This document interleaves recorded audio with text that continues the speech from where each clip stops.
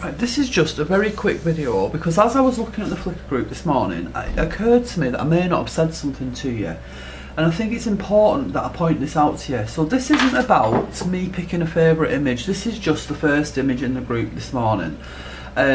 So all the work's unbelievable. I can't tell you how it makes me feel to see this enthusiasm and this creativity just because I spend an hour a day waffling in front of a camera and playing with paper. It's honestly astounding to me. You're just amazing. But what I felt I had to say was just to reinforce the value of this. That's all I'm doing. So we've got this picture here. I'm not going to say whose it is because it's not about favourites, but there's another picture of the same piece and it's a bigger picture. Next one along here. Okay, so I commented on this, I looked at it and I love it, I love them all, everything that's in this group is amazing, you're all amazing. I looked at this and I commented, and then I moved to the next one and I was struck by these little black squares here, and I have said it in the comments. What you're doing with these, there's a few put in the first sheets where 3 together, there's a few of you put them in where they're finished.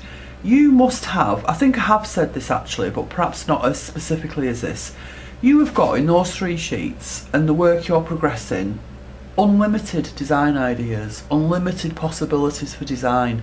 And what struck me was this. So I just had a thought and I said it in the comment, my eye was immediately drawn to them and I thought 1, 2, 3, running stitch, line through there.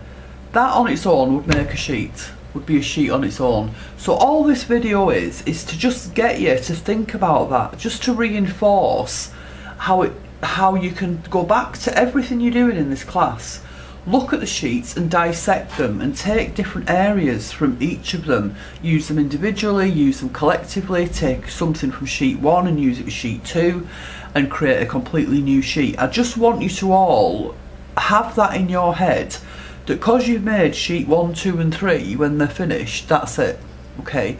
You could go on forever, you've got years and years worth of work here, because I finished studying for my degree, my creative degree, in 2006, and then I did another one for teaching.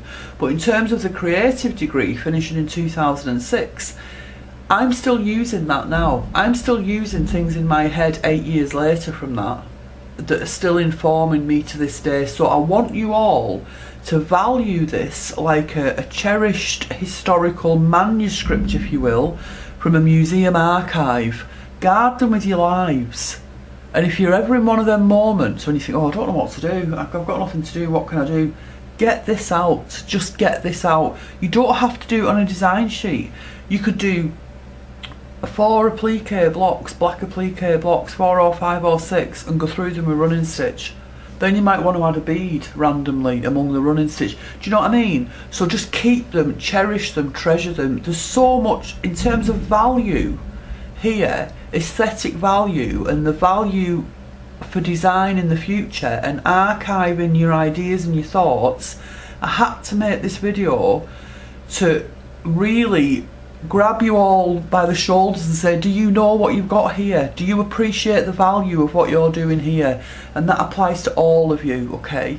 I just had to say that because I was a bit overwhelmed this morning when I come to the group and I'm looking through the group, the pictures that have just come up today, and then I noticed that it said we had 90 or something pictures in the group. I thought, wow, it's only just over a week, wow.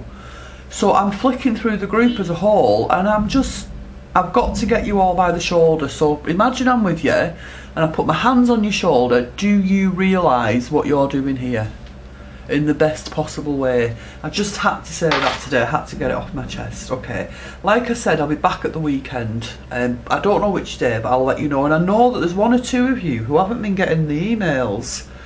You should all have now up to day 4. If you haven't got up to day 4, email me. I don't know why you're not getting them. It seems to be Australia, and where was the other one? Somebody else.